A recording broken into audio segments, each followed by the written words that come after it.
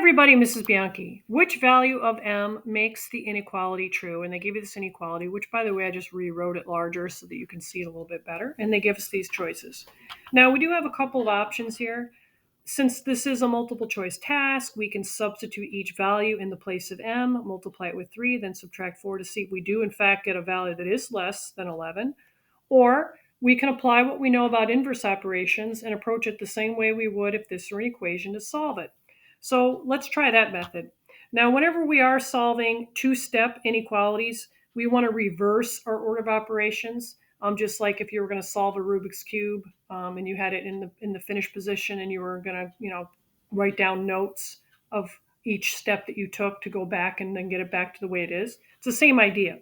So what's the opposite of subtracting 4? It would be to add 4. And we would add 4 to both sides of the inequality. This would cancel out over here. Everything in this green circle would cancel out.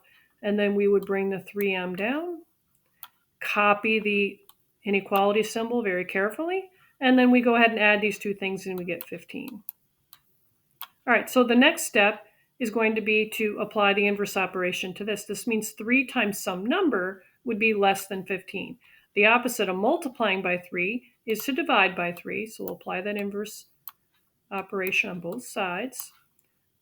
Over here, this will simplify. 3 divided by 3 is 1, and 1 times m is m.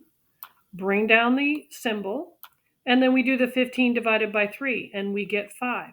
Now, what's very unfortunate is that 6th graders get mixed up between equations and inequalities, and people wrongly pick this as an answer. So I want to make sure everybody understands why that's not correct.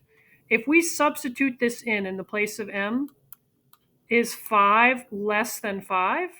No, it is not. So that is not a solution. So what you want to look at is you want to look at the choices that remain and ask yourself, which offering here is in fact less than 5? Because that's how this reads. I like to think of the less than symbol as like a crooked L to help you keep it straight from the greater than symbol, which looks like this. All right, so good luck finishing that up.